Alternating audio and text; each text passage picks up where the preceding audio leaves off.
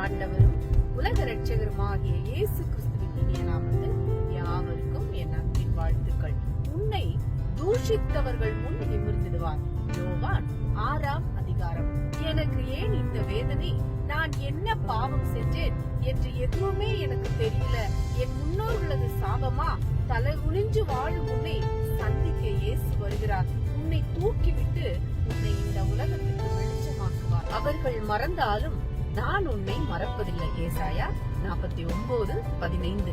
வானத்தையும் பூமியும் படைத்த நம் சர்வ வல்லமையுள்ள தேவன் இந்த உலகத்தில் கோடி கோடி பேர்கள் இருந்தாலும் அவர்கள் அத்தனை பேரின் பெயர்களையும் அறிந்து வைத்திருக்கிறார். விசேஷமாக அவர் ஏற்றுக்கொண்ட நம் ஒவ்வொருவரின் பெயரையும் நம் உள்ளங்கையில் வரைந்து வைத்துள்ளார். எத்தனை பெரிய பாக்கியம் அது! உன்னை பெயர் சொல்லி அழைத்தேன், நீ என்னுடையவன்.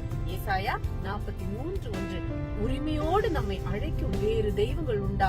நம்மை பெயர் சொல்லி அழைத்து நம்மை என்றும் மறவாத தேவன் இருக்கும் போது நாம் ஏன் கவலைப்பட வேண்டும்? நம்மை அழைத்த தேவன் நம்மை ஒருபோதும் மறப்பதில்லை.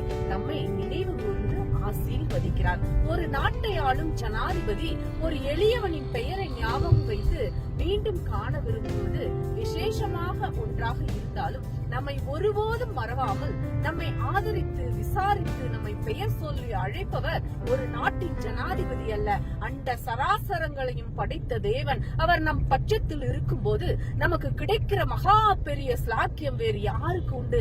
அப்படிப்பட்ட தேவனை தெய்வமாக கொண்டுள்ளனா அவரை மனதார துதிப்போமாக. ஸ்திரீயானவள் தன் கர்ப்பத்தின் பிள்ளைக்கு இறங்காமல் தன் பாலகனை மறப்பாளோ? அவர்கள் மறந்தாலும் நான் உன்னை மறப்பதில்லை என்று கூறுகிறார். இதோ என் உள்ளங்கைகளில் உன்னை வரைந்திருக்கிறேன் என்கிறார். இது அவருடைய பிள்ளைகளின் மீது அவர் எத்தனை விழிப்பா இருக்கின்றார் என்பதை காட்டுகிறது. அவருடைய முகங்களும் பெயர்களும் எப்பொழுதும் அவருக்கு முன்பாக நிற்கின்றன. இன்றும் கூட நாம் தேவன் நம்மை மறந்து விட்டார், கை விட்டு விட்டார் என்று எளிதில் கூறிவிடுகின்றோம். ஆனால் நம்மை அவர் உள்ளங்கைகளில் வரைந்து வைத்திருக்கிறார் என்பது எத்தனை ஆறுதலா இருக்கிறது. இப்பொழுது நம்முடைய தந்தை நம்மை மறக்கவில்லை, நம்மை பாதுகாக்கின்றார், நம் மீது அன்பு செலுத்துகிறார் என்பதை மறக்க வேண்டாம்.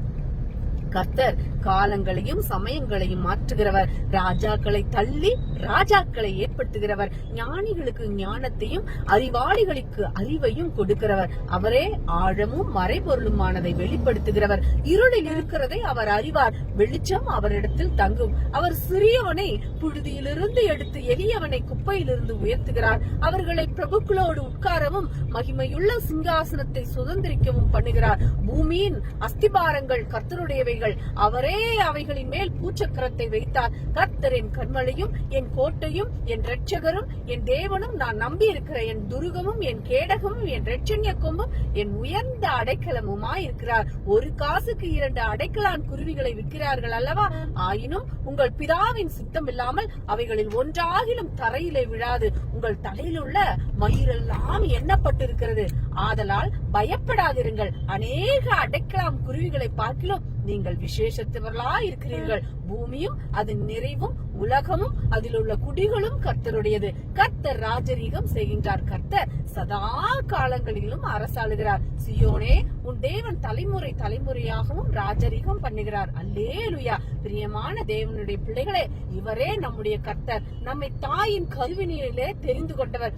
என்றென்றும் மாறாதவராய் இருக்கிறார். எனவே மாறி போகும் இந்த உலகிலே உங்களை சூழ உள்ள மனிதர்களின் போக்குகளையும் உங்களை நோக்கி வரும் சவால்களையும் கண்டு மருண்டு போய்விடாதீர்கள். கர்த்தர் ஒருபோதும் தம்முடையவர்களை கைவிடார். எனவே நீங்கள் அவரை விட்டு விலகாமலும் கர்த்தர் மேல் கொண்டுள்ள விசுவாசத்துக்கு எதிரான வார்த்தைகளை அறிக்கையிடாமலும் கர்த்தரில் உறுதியாயிருங்கள்.